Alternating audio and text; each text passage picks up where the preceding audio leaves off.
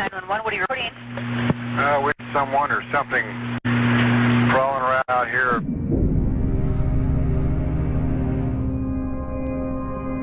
Did you see what it was? A person or an animal or? I can't tell. All I know is my central light came on and I just happened to glimpse and see this thing running across the yard. A good-sized man or something that looks like a man. I don't know what it was, just that it ran across the yard. Okay. You've had problems in the neighborhood before? Yeah, my dog was killed here just recently. I don't know what it was, whatever it is that's running. Couldn't catch it if I was going to chase it, or whatever it was, it was standing up. I'm out here looking through the window now and I don't see anything. I don't want to go outside. Jesus Christ, you better... Dio! Hello? Get somebody out here. What's going on now, sir? That son of a bitch is about 6'9", I don't know. Do you see him now, sir? Yes, I'm looking right at him. Uh-oh. Okay, hang on. He's right... Is he in your yard, sir? Yeah, God, he's big. Okay, what's he in your yard? He's looking at me. Oh, the guy is on foot. I don't know what... It's big, real big person. That's all I can say. Okay, it is a person. Yeah, I just was a person or somebody really big. Witnesses around the world report seeing monsters. Are they real or imaginary? Science searches for answers on Monster Quest.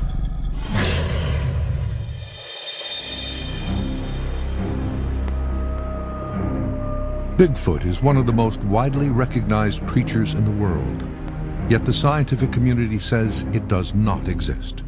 There are reports all over North America, but the epicenter seems to be Washington State, with over 800 documented sightings. This thing weighed close to 400 pounds or more. It had an extremely pointed head. This thing was huge, 8-9 feet tall. This noise was like nothing I've heard before. I found 14.5-inch footprints.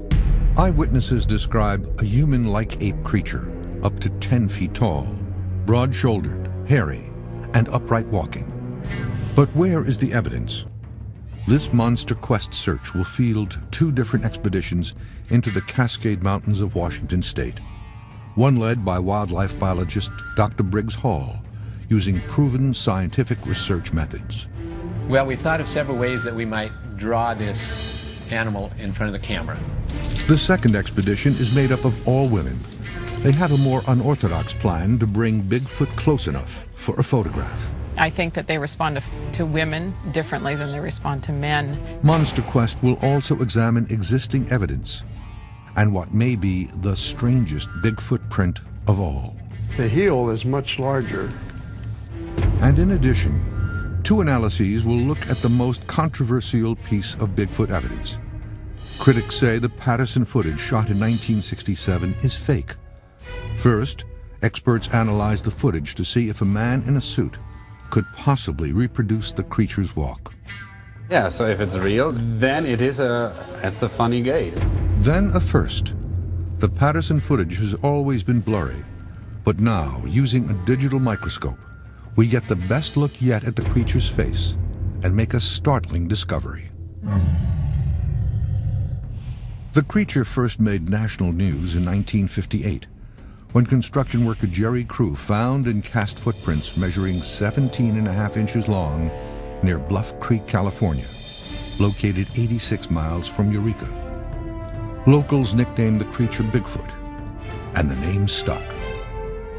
Over the next decade, national interest in the story mostly faded until October 20th, 1967, when Roger Patterson, an amateur filmmaker, set out to Bluff Creek to do a documentary on a recent footprint discovery. But what Patterson found shocked the world. He shot 953 frames of film that many believe is the best evidence of Bigfoot. You will see that film in its entirety for one of the first times on television. Patterson passed away in 1972, never wavering from his story. But he was not alone on that fateful day. A massive bicep in the arm was, wide like that. And as it moved, you could see the muscles ripping in the thighs.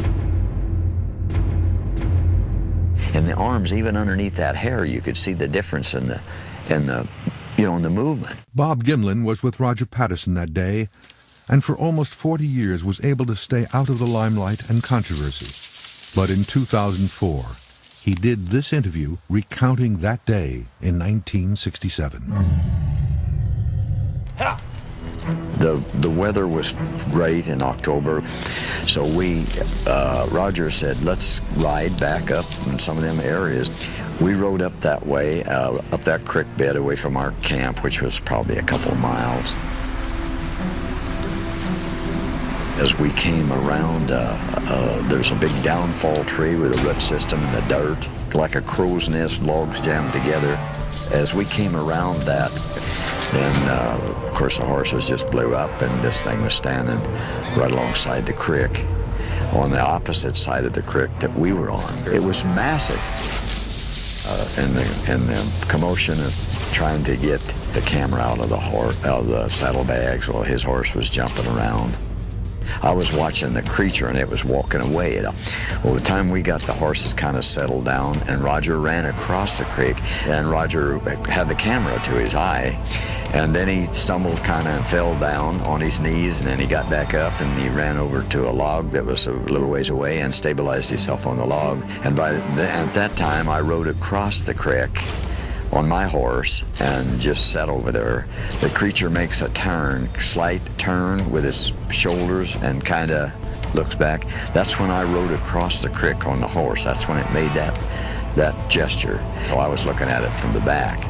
There were some trees or vegetation that was getting between Roger and the creature, and he wanted to get a better and closer, so he relocated, and when he did, he asked me if I would cover him, which meant get the rifle and see, There was no intent to shoot this thing at all. Then the creature just kept right on walking. At the time, it was hard for Gimlin to determine just how large the creature was. But he did find footprints. And people asked me, well, what do you think it weighed? And I thought, well, it takes a big man to weigh 350. So I said, probably 350 pounds. We weren't here when they got an impression gauge, and of course they estimate after that it was 700 or so pounds, or it was tremendously heavier than I'd thought. Patterson and Gimlin tracked the creature for miles, but never saw it again. And that's where the trail ended and the controversy began. So much research has been done on the film by both myself and by scientists and by many other people, and everybody who really gets into that film says there's no way that whatever that is a man in the suit. Over the years, numerous people have come forward claiming they were the man in the monkey suit. However, no one has ever been able to produce proof. I'm not impressed by the stories of people who've come forward and said that they're the man in the suit. One particular gentleman doesn't even know how to get to the film site. The controversy continues, and this episode of Monster Quest adds fuel to the fire by analyzing the footage like never before. The film is just that.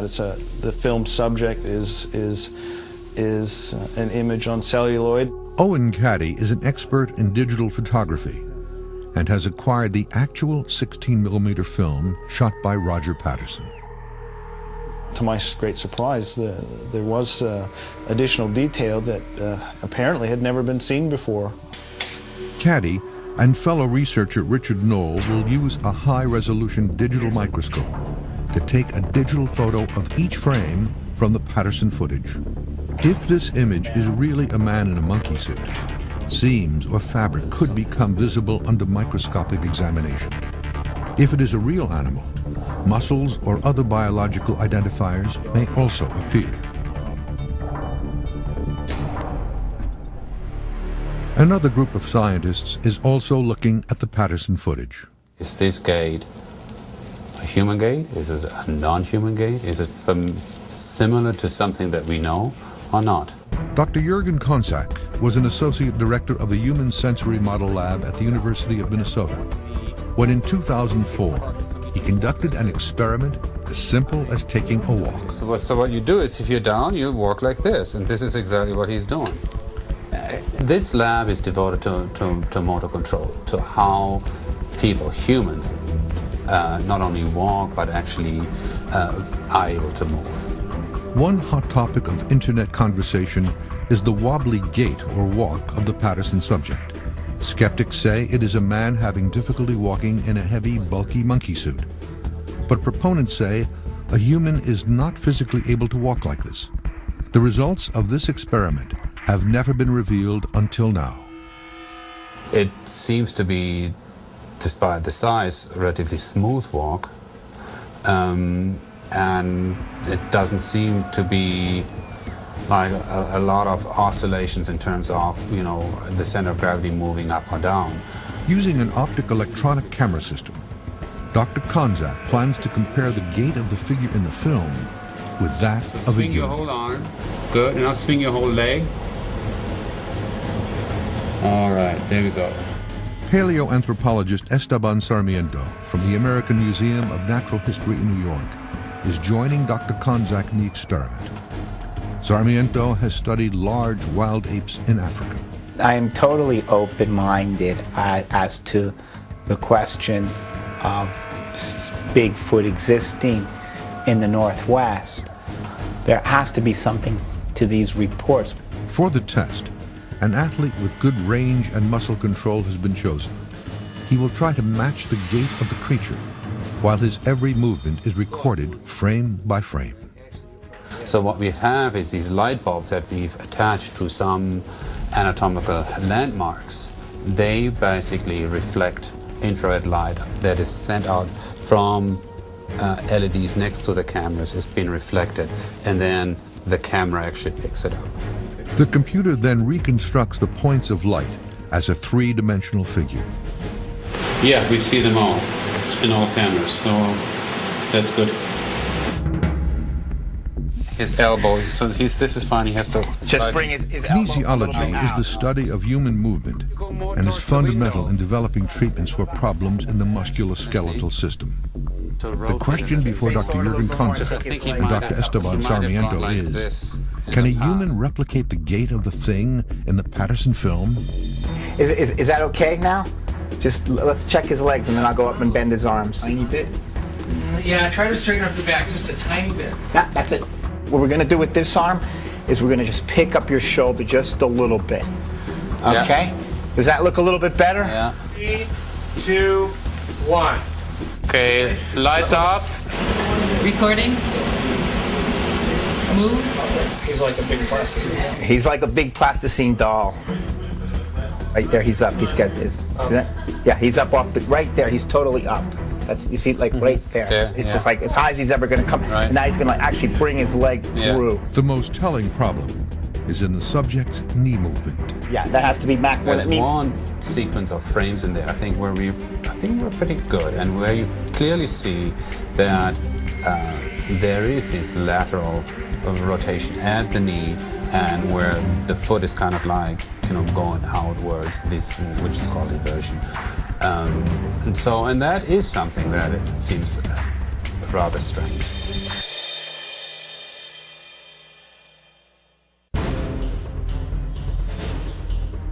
The unusual gait of the creature in the Patterson film has received considerable scrutiny. Skeptics say it is a man struggling to walk in a heavy monkey suit. But proponents claim it is impossible for a human to replicate the wobbly walk. Shoulder markers are roughly around 5 feet, so if we'll go a little further, we should be fine. Dr. Konzak wants to see if this athlete is able to put his body into the seemingly awkward positions of the Patterson subject. If he can, then it is reasonable to assume the walk could be replicated, and it could be a man in a monkey suit. However, if you look at this gait, I think we can clearly say it is not the walk of a large ape that we know today.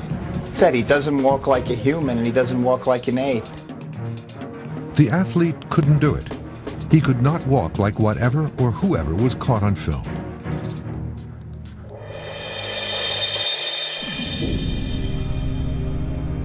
Another group of researchers believe they too have evidence of Bigfoot. I consider the Skookum expedition to be one of the most important expeditions in the Bigfoot-Sasquatch phenomenon. Alan Terry is a member of a group of Bigfoot researchers and wildlife biologists who in 2000 set out to a remote spot in the shadow of Mount St. Helens, Washington, called Skookum Meadows, to find evidence of the creature. What led us to the Skookum Expedition site was a line of treetops that were snapped off as if in a trail. Apes are known to break branches to mark territory to ward off other males. Encouraged that they were on the right track, they baited a trap for the beast. They set out apples in a large mud wallow, hoping to lure the creature in and leave footprints as evidence of its visit. It worked. Some of the bait was taken, and a large impression was left behind in the soft mud.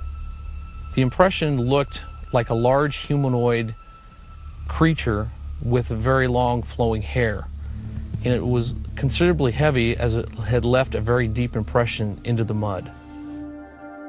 The imprint appears to be the lower half of the animal's body, painstakingly preserved with nearly 200 pounds of plaster.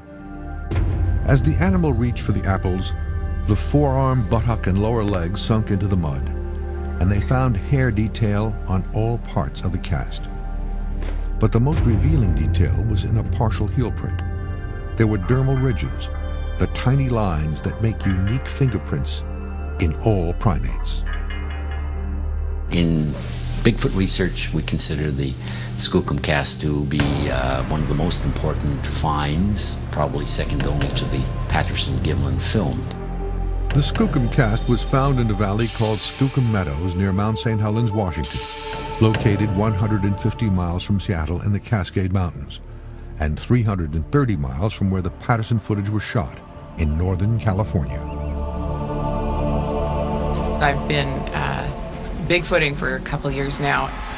Christine Walls is a botanist who is planning a new and unique Bigfoot search here in Skookum Meadows. I have a theory about Bigfoot, and I think that they respond to women differently than they respond to men.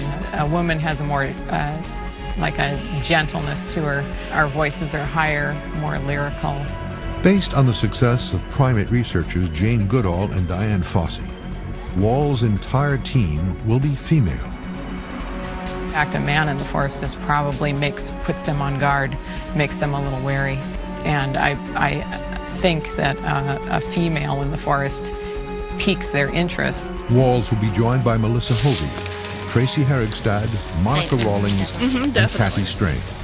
Women report having more close encounters with this animal. There seems to be the theory that this animal could be attracted to the female scent. Are those overly ripe? They smell great. The team knows they must be much more than lucky. They will incorporate 8 vocalizations and wood knocking, another well-documented primate communication technique. My goal is to make sure whatever we're doing is scientific. We find any kind of evidence that we're collecting it in a scientific manner so it can be analyzed and not contaminated, such as DNA or hair or, apple bites that might be preserved that shows its teeth, those kinds of things. Another technique the team will use to draw the creature in on this expedition involves a less conventional approach. We sing Christmas carols and lullabies, mainly because those are the lyrics that we know. And so, but it actually works out fine because it ends up being songs that are very gentle again. I'd like to see us split into groups, perhaps early in the evening, do our own thing, maybe walk the roads, talk, sing. And then later in the evening, meet back at camp. Perhaps it would follow us in. In the event there is any activity at night, the women will be waiting with an array of low-light cameras. Trying out various camera systems, infrared, thermal, and starlight technology. And Skookum Meadows is just right. The 2 hills that come together, I believe it's right at the bottom of the hill to the left. This spot has a long history with the beast. Paul Kane was a traveling artist, capturing scenes across the northwestern frontier in the 1840s. While in an area that is now Washington State, Kane made a journal entry describing Native American accounts of an ape-like creature they called Skookum. March 26, 1847. We arrived at the mouth of the Catalpodal River, 26 miles from Fort Vancouver. I stopped to make a sketch of the volcano, Mount St. Helens. Distant, I suppose, about 30 or 40 miles. This mountain has never been visited by either whites or Indians. The latter assert that it is inhabited by a race of beings of a different species who are cannibals and whom they hold in great dread. They say that the Skookum is a giant. He is hairy. He eats people. They will not go where he lives. Skookum means mountain devil, so it's something that's very scary, something you don't want to have an encounter with. The fearsome behavior of the Skookum does not seem to match modern-day descriptions as a creature that is shy, elusive, and yet curious. Just like the animal Christine Walls claims paid her a visit in 2004. I hear at the corner of the tent that something is touching the top of the tent.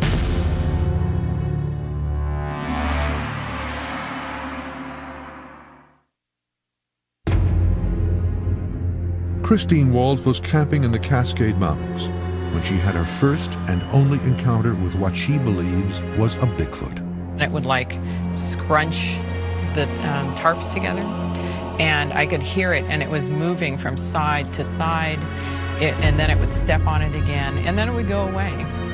It would go away for maybe several minutes, and then it would come back, and I'd hear the stepping on the tarp again.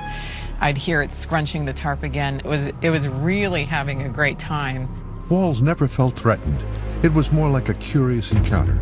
She never got a look at the animal, and it left as suddenly as it had arrived. But this time, Christine will be prepared. I've got all of my tape recording equipment inside the tent, and so hopefully we'll have some activity tonight. We'll go ahead and set it up and see if we can't align it to make sure that it's pointing in the correct direction and it's at the right height off the ground. Motion-activated stealth camera traps will be positioned over bait throughout the area. So we need to make sure we're marking it on the topo where we're putting the cameras and what time we're putting the cameras on. So our data recorder, make sure you record all that information so that we know when we're putting it out. We also need to count the apples, how many apples that we put out. Mm-hmm.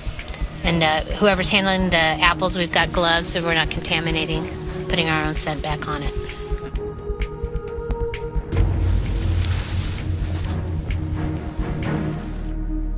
The next morning, they search the area and make a discovery just outside the main tent. Possible tracks here. Okay. Possible heel, toes. All right.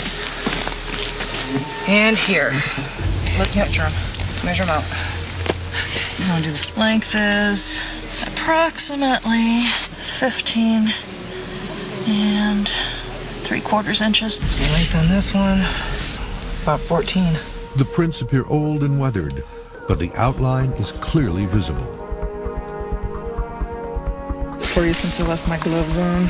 Let's go, girl. Melissa and Monica cast the footprints for later analysis, hoping they may reveal dermal ridges or other details that might reveal the animal that made them. Footprints, they appear to be large, bipedal, barefoot type prints. We haven't finished analyzing. I haven't seen the cast cleaned quite yet, so we'll have to judge from there what those will look like. At the very least, they believe they are in the right area. Properly cast impressions can leave revealing detail, but determining what left the hair and bony imprints is another story. Some experts believe the Skookum cast could have been made by a known animal. Yeah, I'd be particularly interested in seeing that of an elk. Dr. Darius Swindler is a primate anatomist. He wants to do a comparison between an impression he made of the lower leg of an elk and what is believed to be the same anatomy from the Skookum cast. Elk frequent mud wallows to cool off and deter insects, and when lying down, an elk might make an impression similar to that made by a large primate. But there is some similarity, I must confess. I'd like to be able to dissect this and just see how much of this is the muscle and how much is tendon. Owen Caddy is joining Swindler to see if there is anything in the cast that might cause the wobbly walk or slumped posture seen in the Patterson footage. They focus on the Skookum leg cast. Angle here is very different. Slope. Yeah, I mean, there's been some talk of maybe this is a feature from a slump, but Yeah, nevertheless, that's what I was wondering before. this is concave and Yeah. this is convex on the elk. Yeah. And I don't know that a slump would totally change it from a Yeah. concave to a convex surface. Yeah, that's a good point, really. Mm-hmm. The other section to show a substantial difference is the Achilles tendon. Again, the shapes are quite different. Mm-hmm. Well, this is much more vertical. Yeah, much more vertical, rounded. The differences between the two specimens would indicate that the Skookum impression was not made by an elk. But what about a primate? According to Swindler, the thick matted hair detail is not human, and the size and shape of the leg does not match any other known primate.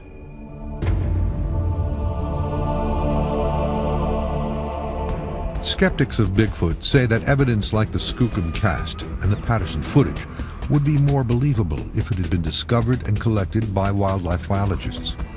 But many of these discoveries have been first reported by laymen. For 100 years, the natives reported big gorillas in the jungle in Rwanda, and yet it wasn't until 1950 that they were found. Certainly this area is as vast as that, and so who can rule out the possibility that something like that couldn't exist here? I think it's possible. Dr. Briggs Hall has spent decades in these forests and mountains as a veterinarian for the state of Washington. Dr. Hall has never seen a Bigfoot himself, but he believes any elusive animal can be found if proven methods are used. So we're going to go back into the most remote areas, the deepest canyons, the highest ridges. We're going to be at least a mile, set up our cameras at least a mile from any trail. The search for new evidence is underway. But what about the microscopic images of the Patterson footage? The enhancements are now done, and for the first time ever, new detail will be seen. This is the area where the horse becomes most lathered. We're hoping to get a lot of horse stink into this cloth, and then we're going to hang it in a tree in front of one of our camera traps. Dr. Briggs Hall has studied most of the large animal wildlife in Washington state, except Bigfoot. And I was a little frustrated that the scientific community and the government biologists had not made any attempt at all to follow up on any of these reports. Hall had heard about Christine Wall's all-female Monster Quest expedition, made up of researchers, not scientists, and decided to investigate on his own. So what I'd like to do is come across, and if we could get up here and look at the headwaters of this creek up here, looks like it's... And like Walls, he too had an encounter with something he has difficulty explaining. Last summer I was up in the Goat Rocks wilderness with a group of biologists, and we were capturing mountain goats. I don't sleep well in the sleeping bag, so I was tossing and turning, and about 1 o'clock in the evening, 1 o'clock at night, I heard what sounded like two sticks being knocked together. Kind of in a rhythmic chunk, chunk, chunk. And I never heard that in the forest before, and I thought, what could that be? And I didn't have a flashlight. It was a very dark night, but it was coming from out behind the horses. I heard it 3 times between 1 o'clock and 3 o'clock in the morning. There was no question that I heard wood against wood.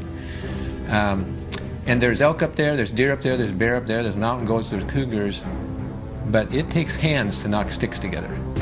And so there's something else up there. At the time, Hall knew little of primate behavior and decided to do a little digging. When I started reading about mountain gorillas and orangutans, that I found out that that's normal primate behavior. Hall believes the accounts of wood knocking and loud vocalizations could be apes communicating with one another, possibly to warn of an intruder.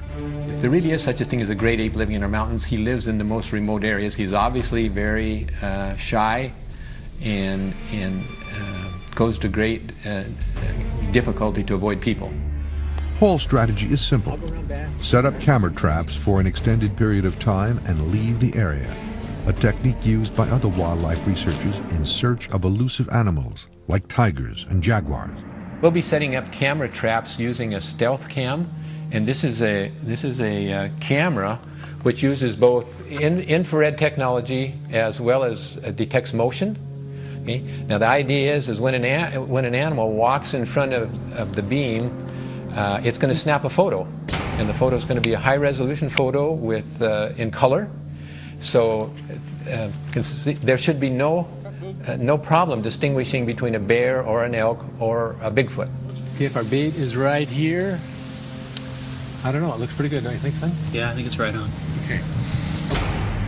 Briggs Hall has chosen a remote area called Goat Rock, bordering the Yakima Indian Reservation, 64 miles from Mount St. Helens. He believes this would be a good place to hide if Bigfoot wanted to avoid humans. So it's going to be bushwhacking, so watch your step, and I think let's go 20 minutes, and then we'll try to find some identifiable, easily identifiable landmark, because I'm wondering if we can get a GPS location under the trees. This is the general area where I heard the wood knocking last year, and so it seems to me that this is a good spot to put a camera.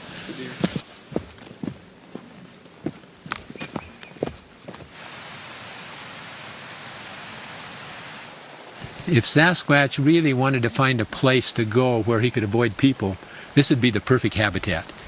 You know, the areas where I want to put the cameras are quite spread out. So we're going to be hiking for 4 or 5 miles to the south, and then 4 or 5 miles to the north. We're going into some really deep canyons, and we're also going to set a camera clear up in the scree on the very high ridge. So overall, these cameras are spread over probably 10 to 12 square miles. And just upstream from here, there's a major game tail crosses, so I'm thinking that's a great place to create a real stink and set up a camera. And the way the breeze moves up and down this canyon, we might just draw something in.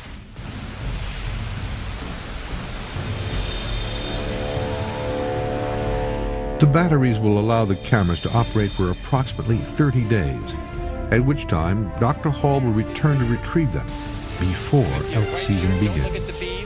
Okay, I'm going to try to get the laser beam to hit right in those trees, okay? To help ensure chances of success, the team is using bait to help lure the great ape to the camera station. We're going to add some additional adornments this morning to our camera sets. We've got some CDs here which we're going to hang in a tree and let the wind move them around, and hopefully that reflection will catch some attention. We're also going to be hanging up some sliced up onions to create some smell. Hey guys, look at this game trail. Man, look at this, it's perfect. Got a perfect set of trees here. Look at that. There's a lot of wildlife gone through here. Well-used trail. Yeah. Okay, and it's high. The wind's going to blow the scent around. This is perfect, right in the middle of the swamps. Let's do it. Apes, like many animals, display curiosity, and foreign objects and scents can bring animals in for a closer look. There's a lot of indications that Bigfoot is very curious, and there have been several situations where he's been attracted to music, so we're going to create some music for him. We're going to hang up some wind chimes. Dr. Hall has used wind chimes before. The strange, non-threatening sounds bring many animals closer to investigate. He is hoping for the same results with Bigfoot. As Hall and his team reach 6,800 feet near the top of the tree line, they make a discovery. Here we have another one that's pretty distinct. Several human-like footprints pushed into the loose dirt. This would be a strange place for someone to come in their bare feet. It seems awfully wide for a human track, but it's not a huge track like you would expect with Bigfoot, but possibly it could be a young animal. Dr. Hall has brought along hunting guide Mark Alman, who has 32 years of local animal tracking experience. It's not a bear track, and it's not a cat track. Here's the print here. It stepped on this stick right here, so it comes out to here. And then we got another one here that's kind of a heel print, but there's no tin shoe marks or, I mean, nothing that a human would be leaving here.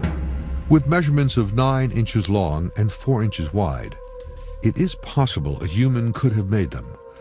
but they have not seen another man now in 3 days' riding. They will deploy cameras in this area as well.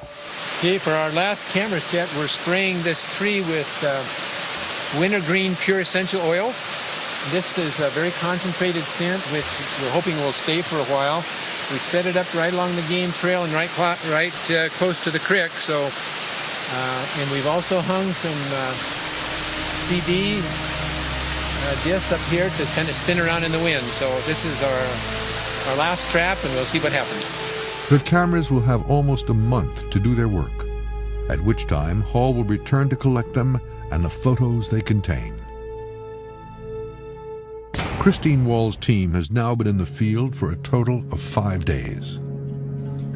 But we should, because that's definitely where the activity is coming from. And have found something interesting. When I saw that, I actually started exploring the area a little more, and this is when I saw this other branch. It's broken in a similar fashion. You can see that none of the other longer branches are disturbed. So that makes me think something purposefully grabbed it and snapped it. And these also have been grabbed, and instead of brushing to the side, they're actually pulled straight down. Oh, those are very, very fresh. Yeah. So this is a really interesting bedding site because you can actually see where this grass has been just pushed down and bedded, and there's obvious branches that have been laid down. There's no way that elk take branches off of trees and move them. I mean, if an elk breaks a tree limb, it's going to be right where the tree is. Or bear. There's not these did not come off of this tree. This came from a different location. Something carried it here. However, there is no hard evidence of what made the nest. But having collected their camera traps, the team finds something has triggered the motion-activated cameras. There's 4 pictures. If the stories of the legendary Bigfoot are to be believed, this primate is nearly 8 feet tall and walks upright.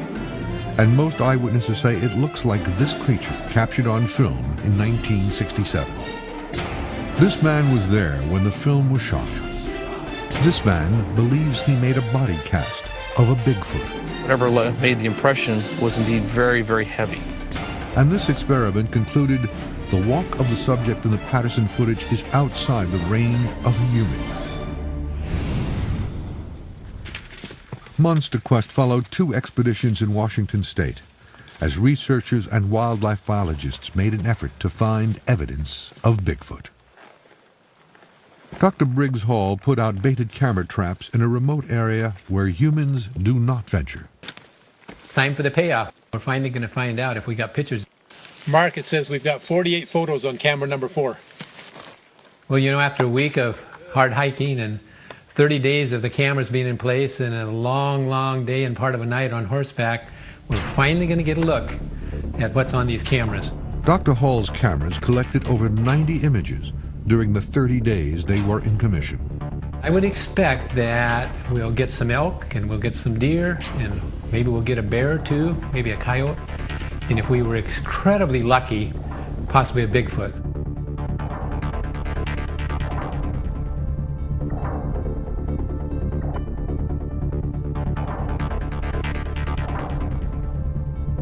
I tried to see if there was anything there that we could justify calling a Bigfoot, but there simply wasn't. Christine Wall's team was also camped near Mount St. Helens. They too had cameras in hand. That's interesting. Okay, so it's number 113. Come here and look at this and you tell me what you think. In the far right corner of the screen, there is a dark object. Is this the appendage of an animal just out of frame? When they examine additional images, they find traffic. The image is likely just the tail end of a truck hauling dark cargo. After viewing all the images from the camera traps, it is clear elk are everywhere, but no sign of a Bigfoot. And what about the footprint they found on day 3? The cast provided no details. It is not known if there ever were dermal ridges, but if there, they have been washed away by the rain. However, they were able to find something of interest. Don't have a lot of bedding areas or nests that are recorded at all. I mean, I've excavated one, I know of a couple others, and that's it. So this is pretty exciting in the Skookum area to have something like this. It's clearly not elk related. There's no reason for a human to be doing this. For the past 40 years, the best evidence for Bigfoot has been the footage shot by Roger Patterson and Bob Gimlin in California. When I got to see the film finally, yeah, I was really relieved to see that he got that much, because Roger said, I don't know, Bob. He said, I'm not even sure that I got any film footage at all, because he said, I fell down and I got relocated, and then I got relocated again, and then I ran out of film. For the first time, the original 16mm film is being examined on a microscopic level. Researcher Owen Caddy used a digital microscope to take pictures of individual frames of the film. Joining Caddy is Dr. Darius Swindler. They are viewing the comparisons for the first time. They look first at the leg for any detail that might be compared with the Skookum cast. That one's sort of interesting, but here's where they start to get really pretty interesting. Unfortunately, it's too grainy. So Darius, you can see here on this image, it's just the full color image digitally pulled off the film. But as they focus their attention on the subject's head, they make an amazing discovery. And as you look at the enhanced one, you can see the level of detail has been pulled out. And you can individual parts of the face. Yeah, you can resolve the individual parts of the face, the nostrils, the mouth. When the original film is blown up to a headshot of the creature, the image becomes just a fuzzy blob. But when the enhanced digital image is blown up to the same size, the new details emerge. You could see the eyelids move up and down. That's muscle there around there, the circular muscle called the orbicularis oris. It particularly well developed was the masseter, this big muscle over here that moves the jaw.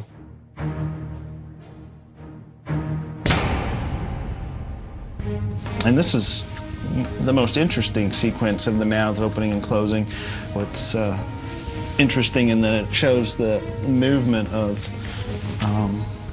the mouth and the sides of the face and the lips. So there's quite a bit resolved, and there's actually a lot of detail that is consistent from frame to frame, and you get a consistent facial morphology looking at multiple frames.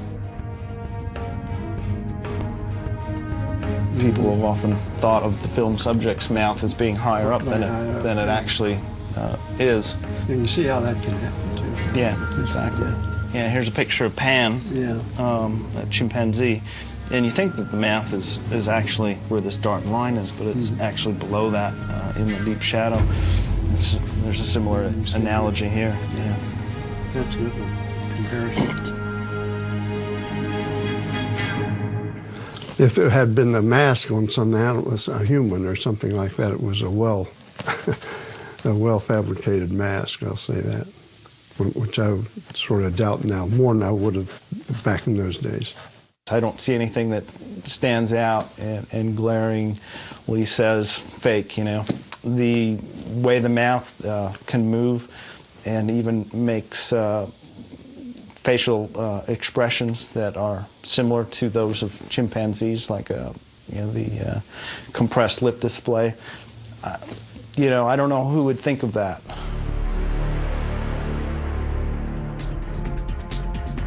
Bob Gimlin, who is the only living eyewitness from that day in 1967, is certain of what he saw. I was watching the creature and it was walking away, but I could see the face real good and I could see the eyes.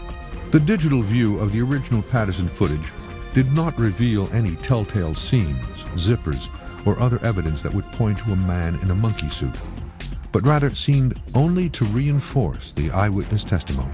Somebody once told me, you know, you never use a bigger hammer than you need for the job, and I imagine if they're going to film with 16mm, they're not going to be concerned with details that fine. I don't think anyone would have anticipated the ability to come back 40 years later and do photo enhancements to show details this great. I really regretted that I was there and saw it because of the ridicule and because of my wife being upset at me, and practically thinking about divorcing me because of the thing, you know, and the people saying they faked this and faked that, and you know, and it bothers a person. There's no way it can keep from bothering you if you've got a conscience. The new detail in the Patterson footage is intriguing but inconclusive. Until a body is found or creature captured, many in the scientific community will remain skeptical. But on this day, more than 40 years after this film was shot, the Patterson footage remains the best evidence for those who believe Bigfoot is a real animal.